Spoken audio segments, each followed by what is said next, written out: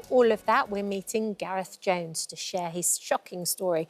Over the course of 9 months, Gareth was subjected to physical, emotional and financial abuse by his girlfriend, Sarah Rigby. Earlier this month, she pleaded guilty to controlling and coercive behaviour, and she was given a 20-month sentence, suspended for 2 years. Gareth joins us now to share his story.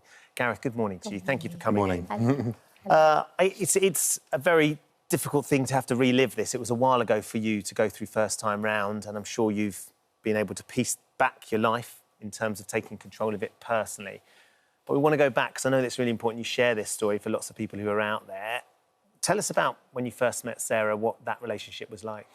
Well, obviously we met firstly online, and I mean, to begin with, everything is just as you would expect. I think a normal relationship to go. You just get to know each other, what your likes, your dislikes, just general in terms of a general dating relationship. And you go on a couple of dates, and everything seems to be just general to begin with, and just as if you were getting to know somebody, just as I suppose the online dating world is nowadays.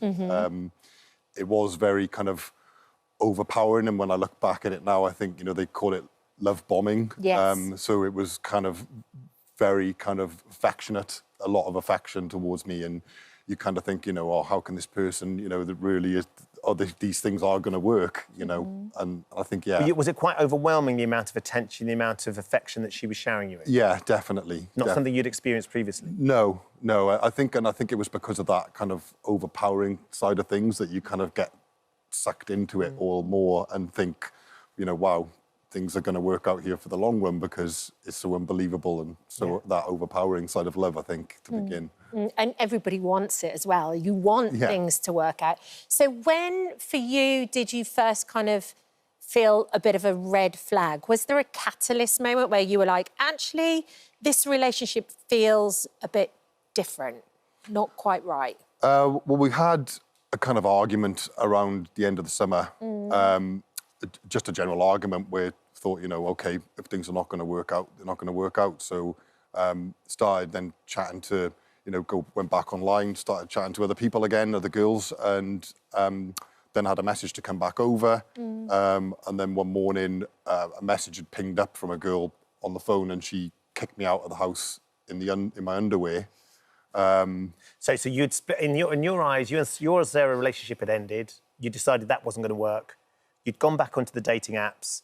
Sarah then connected you again, contacted you and said, "Look, come back, let's try again." You'd gone back. Unbeknownst to you, the apps were still there, but you were just sort of, there was no intent there, and then a message pops up. Yeah, and then obviously, just obviously kicked me out in my underwear, and I'm left outside. Right. So I kind of thought, right, OK, well, maybe this is just it. And then I get a message a couple of days later from her saying, look, maybe I made a mistake. Let's try and sort things out. And then obviously back from there, things were fine again for the next few months. So after she did that, Gareth, what made you go back again? What was it? Was it because you actually thought this could work, or...? Yeah, I think so. I think because when, and I suppose as I've learned now, is that people kind of look at these vulnerabilities in people, and because I think at the time I wanted to make the relationship work, and because I felt, that we did have things in common, that it could work. So then you decided to move in quite quickly. You're living together then. When did it stop being irate about a message and throwing you out of the house in your underwear to the more coercive control, and what sort of things was she making you do? So when I moved in, trying about the end of October, November time, it was, I wasn't allowed a key. I had to pay back rent, because she said, well, look, you've spent a few months here now after I moved out of my own property, so you've now got to pay me back rent and pay me rent going forwards. Then it became slowly the control of the finances. It became... So just explain what you mean, control of the finances. So she basically said, now you're living with me, you're the man, you are the earner, so it's your duty to give me money and for me to have control over that money. So all of your finances? So all of my finances, obviously not being given a key towards the house. I then was started slowly to get isolated from friends and family. There was obviously some physical abuse that came into things then as well. How would that manifest itself? When would that happen? So if she was having a bad day or things weren't going her way, then she would kind of take it out on me. So it was, you know, things like not being able to sleep with the covers on, sleep on the floor with no duvet, with the windows open as kind of a punishment. So if things weren't going as she thought they would, then it was basically a retaliation onto me. Obviously, there was things like not being able to use the toilet in the house. Was kind so of. She wouldn't let you use the toilet in the house? No. What was her explanation? Her explanation was that she felt that males were not the cleanest. So, yeah, it was kind of, well, you're living with me now, so these are the rules, and this is how you're going to abide by if you want to stay with me.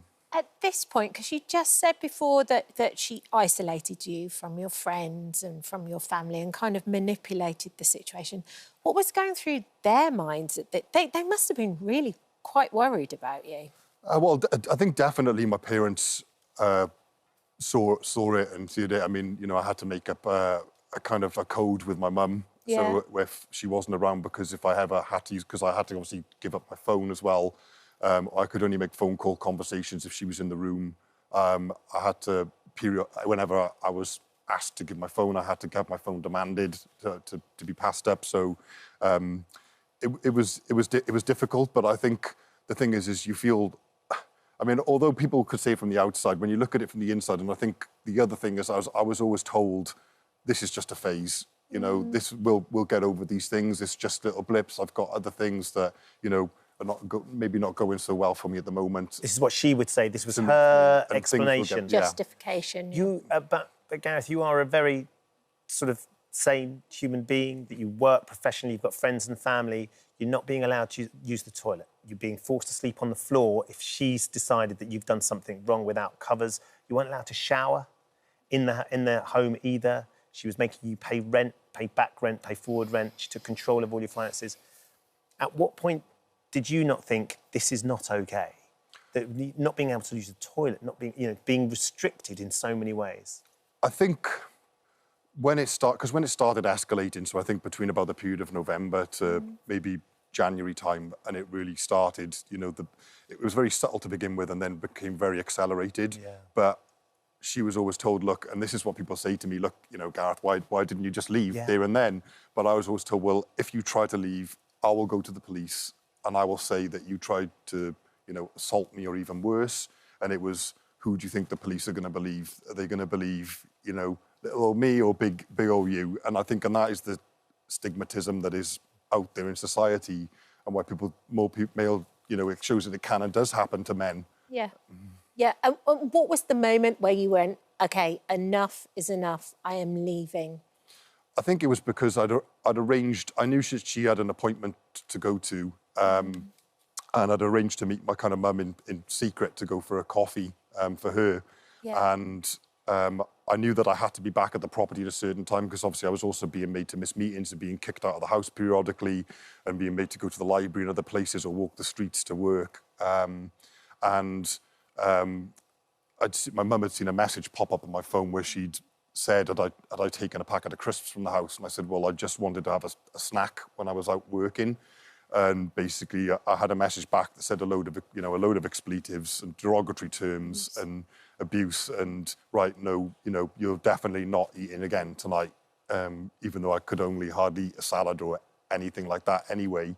And I think my mum just broke down in tears, and I thought, I can't put, you know, I think that was the realisation, is I can't put my family through this. And the next day, I made a phone call to Mankind, to a male domestic abuse charity, and explained to them, you know, and they came back and said, yeah, these are all definite warning signs here of what's going on with domestic abuse, and you need to try and get out. And I knew that if I didn't do something drastic to get out when she was least expecting it, as I just said, I would be probably had up for worse, when it was totally not the case. Yeah, because she held that fear over you as well. So you found the courage to get out, to report this, and then it all went to court, and then she pled guilty.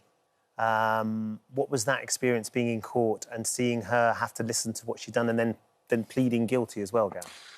I think, I mean, there was a side point because obviously she turned up to court with, you know, Harrods bag that I was forced to buy when I was in Harrods, some very expensive clothes that I was forced to buy or coerced into buying on a weekend away at London.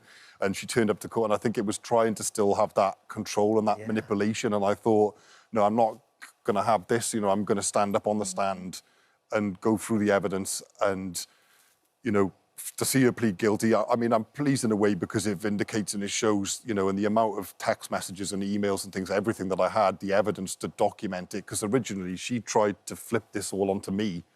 And, you know, and the police even said they were believing that they thought it might have been me. Gosh.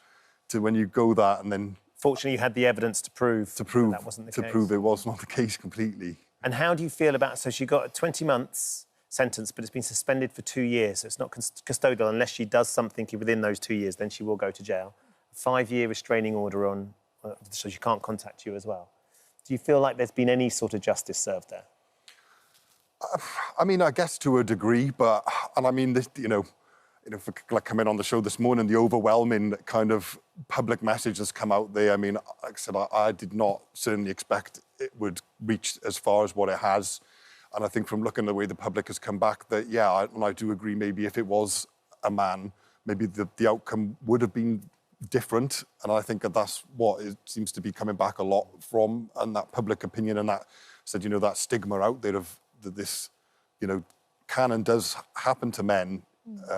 So, yeah, I mean, pleased that obviously that she did plead guilty and it proves that these things can happen to males. But on the other side, I think the sentence doesn't really fit the crime. Did she ever show any remorse? No. I mean, afterwards, she contacted my place of work. She put pressure on my workplace and, you know, fractured a lot of relationships I had in work to try and rebuild things, you know. And also just...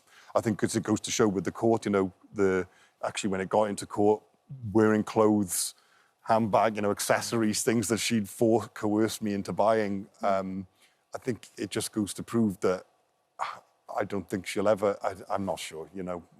She'll ever show any remorse? Well, thank you for joining us this morning and thank you for being brave and really kind of shining a light on this as well. Thank you. No, thank you. I mean, and like I said, if I can help one other male out there and prove that this can and does happen and to allow them to maybe to get out of a bad place, then this is all, you know, worthwhile doing it. So 100%. Thank you very much. You know. Have you found love again, Gareth? Have you started dating? No, not yet, no. I think, easy, one step at a time. But I think a time will come, but it's shown, you know, it's taken me a long time and I've had to go through therapy and everything, but I've got back to a stage now where my life is in a good place and hopefully I can move forward from here. So thank you very much. I think you'd be a catch for anybody out there. You seem like a lovely person. Thank you for coming in and sharing your story. Good luck. You. Oh, hello.